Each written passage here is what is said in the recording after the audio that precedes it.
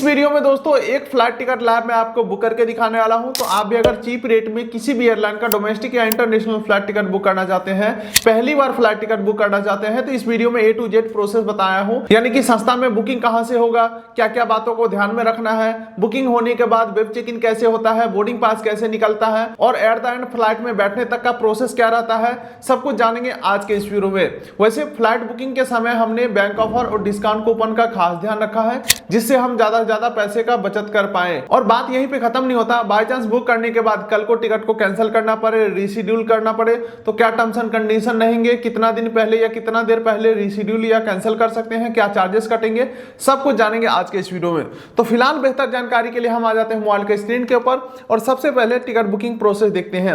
अब सबसे पहला सवाल ये निकल के आता है कि आखिर हम टिकट बुक कौन से वेबसाइट से या कौन से एप्लीकेशन से करें। तो देखिए दोस्तों, रेगुलर बेसिस पे हम प्राइस कंपेयर वीडियो बनाते रहते हैं, अलग अलग एप्लीकेशन को टेस्टिंग करते रहते हैं। तो रिसेंटली दोस्तों पेटीएम का एक नया ऐप लॉन्च हुआ है जो कि अच्छा खासा रेट पे टिकट दे रहा है, काफी डिस्काउंट रेट पे टिकट दे रहा है, जो कि दोस्तों इस ऐप का नाम है पेटीएम चेक इन। हालांकि पेटीएम ट्रेवल नाम से ऐप आना था, उसका नाम चेंज करके पेटीएम चेक इन कर दिया गया है और यहीं से अब सारे ट्रेवल बुकिंग होंगे, जैसे कि train ticket booking, flight booking, hotel booking. तो चलिए लाइव में आपको बुक करके दिखाता हूं यहां से एक टिकट। इसके लिए दोस्तों प्ले स्टोर से Paytm check in flight application को इंस्टॉल कर लेना है। इंस्टॉल करके ओपन कर लेंगे और सबसे पहले यहाँ पे तो इसे मैं क्लोज कर देता हूँ, बिल्कुल नया बुकिंग करके दिखाता हूँ। अब यहाँ पे सबसे पहले पूछा जा रहा है आपको वन वे टिकट चाहिए या राउंड ट्रिप। राउंड ट्रिप का मतलब होता है आपको जाना भी है और आना भी है, यानी कि दो टिकट एक साथ बुक करना हो तो राउंड ट्रिप सेलेक्ट करेंगे, लेकिन मुझे वन वे बुक करना है, वन वे सेलेक्ट कर लिया हूँ। अब यहाँ पे पूछ रहा है कहां से कहां तक के लिए टिकट चाहिए, तो मुझे टिकट चाहिए दिल्ली से पटना का और यहाँ पे फ्रॉम में डाल देता हूँ दिल्ली। ये आ गया इंदिरा गांधी एयरपोर्ट, इसे मैं सेलेक्ट कर लेता हूँ।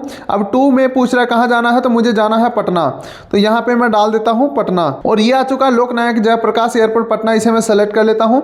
अब यहाँ पे दोस्तों अगला ऑप्शन आ रहा है कि किस डेट में आपको यात्रा करना है, यानी कि किस डेट में टिकट चाहिए। तो डिपार्चर डेट के ऊपर मैं क्लिक करता हूँ तो एक कैलेंडर खुल के आ चुका है। इस कैलेंडर के अंदर आप नोटिस करोगे तो हर एक डेट के नीचे एक प्राइस मेंशन है।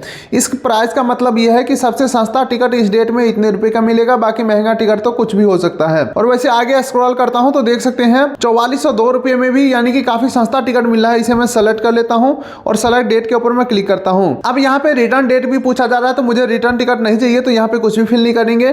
ट्रैवलर एंड केबिन क्लास के ऊपर क्लिक करेंगे तो यहाँ पे 12 साल से ज्यादा उम्र के कितने लोग हैं, 1 2 3 4 रेट कर सकते हैं। हालांकि यहाँ पे एक चीज पहले बता दूं, ट्रेन वाला सिस्टम नहीं है कि पहले नहीं बताएंगे कि भाई कितने लोगों का टिकट चाहिए, आगे चल के 4 लोगों का नाम ऐड कर देते हैं, वो सिस्टम यहाँ पे नहीं है। एक यहाँ पे एडल्ट सेलेक्ट करोगे तो आगे एक ही पैसेंजर का डिटेल डालने का ऑप्शन आएगा। बाकी आपके जानकारी के लिए बता दूं, किसी बच्चे का उम्र 2 साल से 12 साल के बीच का है तो उसका पूरा किराया लगेगा और सीट भी मिलेगा, और किसी का उम्र अगर 2 साल से नीचे का है तो उसका 1800 रुपये फिक्स प्राइस लगेंगे और उसका सीट नहीं मिलेगा। इसके अलावा सबसे सस्ता टिकट इकोनॉमी क्लास में मिलता है, तो इकोनॉमी में मैं सेलेक्ट कर लिया हूँ और एक एडल्ट सेलेक्ट कर लिया हूँ और नीचे डन के ऊपर मैं क्लिक करता हूँ। अब उसके बाद दोस्तों कुछ स्पेशल फेयर के ऑप्शन है, आप अगर एलिजिबल है तो सेलेक्ट कर सकते हो। हालांकि अगर आप स्टूडेंट है तो एक्स्ट्रा बैगेज ले जा सकते हैं, इसके लिए आपके पास वैलिड आई कार्ड होना चाहिए। आर्म फोर्स और सीनियर सिटीजन के लिए 600 का इंस्टेंट ऑफ है। बाकी नॉर्मल बुकिंग के ऊपर भी 600 या उससे ज्यादा का भी डिस्काउंट मिल जाता है, तो मेरे हिसाब से ये स्पेशल फेयर उतना काम के नहीं है। और नॉन स्टॉप फ्लाइट ही चाहिए तो आप इसके ऊपर टिक कर सकते हैं और सर्च फ्लाइट के ऊपर हमें क्लिक करना है। अब थोड़ा सा हमें वेट करना है, फ्लाइट सर्च किए जा रहे हैं और ये अब हमारे सामने सारे रिजल्ट खुल के आ चुके हैं। मिनिमम प्राइस जो है वो 4094 रुपए का है, लेकिन ध्यान देने वाली बात यह है कि भाई हम दिल्ली से फ्लाइट खोज रहे थे, लेकिन ये हिंडन गाजियाबाद एयरपोर्ट से दे रहा है। तो आपको ध्यान से देखना है, दिल्ली में 2 एयरपोर्ट चालू हैं, हिंडन गाजियाबाद एयरपोर्ट और इंदिरा गांधी इंटरनेशनल एयरपोर्ट। तो दिल्ली आ रहे हो या जा रहे हो तो इस बात का खास ध्यान रखना है। चलिए दोस्तों, अब आप देखोगे ये फ्लाइट का लिस्ट जो है काफी लंबा चौड़ा है, तो आपको कंफ्यूज बिल्कुल भी नहीं होना है। किसी भी फ्लाइट में टिकट बुक करने से पहले हमेशा 3 चीजें जरूर चेक करिएगा। पहला आपको चेक करना है कि फ्लाइट कितना देर में पहुंचा रहा है, जैसे कि ये नॉन स्टॉप फ्लाइट है, 1 घंटा 35 मिनट में पहुंचा देगा, 1 घंटा 35 मिनट, 1 घंटा 35 मिनट, ठीक है, सभी फ्लाइट का टाइमिंग है।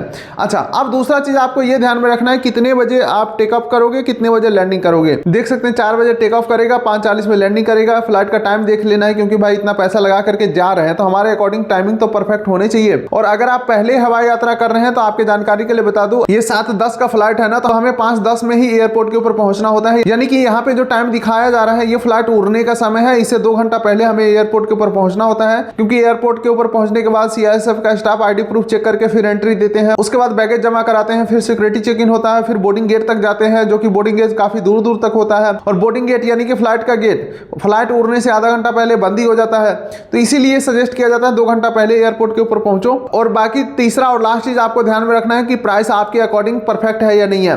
अब मान के चलो सारी चीजें में मुझे यही फ्लाइट पसंद आता है तो इसे मुझे बुक करना है, तो इसके ऊपर मैं क्लिक करता हूं। अब देखिए बुक करने के लिए यहाँ पे 2-3 ऑप्शन आ रहे हैं, सेवर, फ्लेक्सी, सुपर, 6E। तो ये सब जो है ना एप्लीकेशन या वेबसाइट अपना कमाई करने का जरिया बनाया हुआ है। सीट सेम है, फ्लाइट सेम है, फिर भी किराया अलग अलग लेते हैं, थोड़ा थोड़ा फीचर्स को अपडेट करके। जैसे कि देख सकते हैं सिल्वर यानी कि सस्ते में बुक करोगे और कैंसिल करोगे तो 3999 कटेंगे। वहीं पे महंगे में बुक करोगे फिर कैंसिल करोगे तो 2499, और सबसे महंगा में बुक करोगे तो सिर्फ इतना ही कटेगा चार्जेस।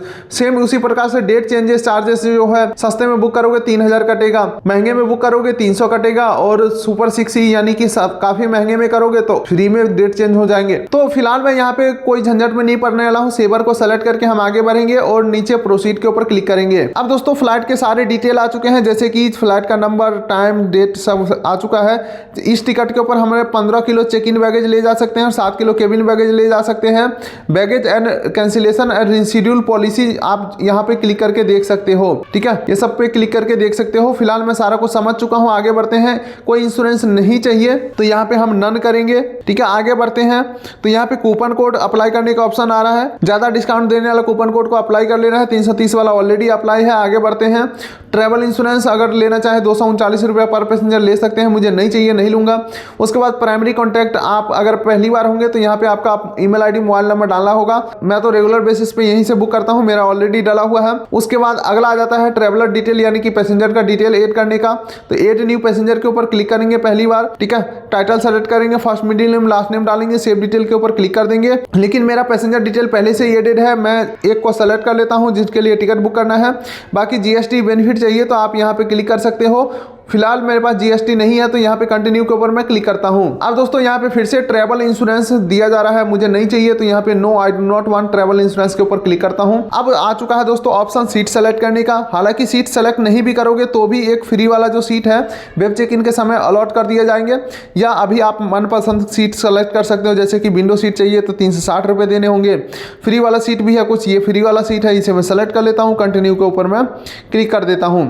अब खाना पीना आप फ्लाइट में लेना चाहते हैं तो वो आप यहीं से बुक कर सकते हैं, फ्लाइट में आपको दिए जाएंगे। लेकिन मुझे खाना पीना भी नहीं चाहिए तो कंटिन्यू कर देता हूं। अब यहाँ पे फास्ट फॉरवर्ड का सर्विस है तो ये भी मुझे नहीं चाहिए, कंटिन्यू के ऊपर मैं क्लिक करता हूं। अब दोस्तों हम आ चुके हैं फाइनली पेमेंट करने वाले पेज के ऊपर। तो यहाँ पे प्रोसीड 4573 के ऊपर मैं क्लिक करता हूं। थोड़ा सा हमें वेट करना है और यहाँ पे किसी भी एक माध्यम से पेमेंट हमें कर देना है कंफर्म। तो चलो मैं यहाँ पे पेमेंट कर देता हूँ कंफर्म। और जैसे ही पेमेंट हमारा कंफर्म होता है दोस्तों, हमारा टिकट सक्सेसफुली बुक हो जाता है, बुकिंग कंफर्म हो जाता है। डाउनलोड टिकट के ऊपर क्लिक करके आप टिकट को डाउनलोड भी कर सकते हैं।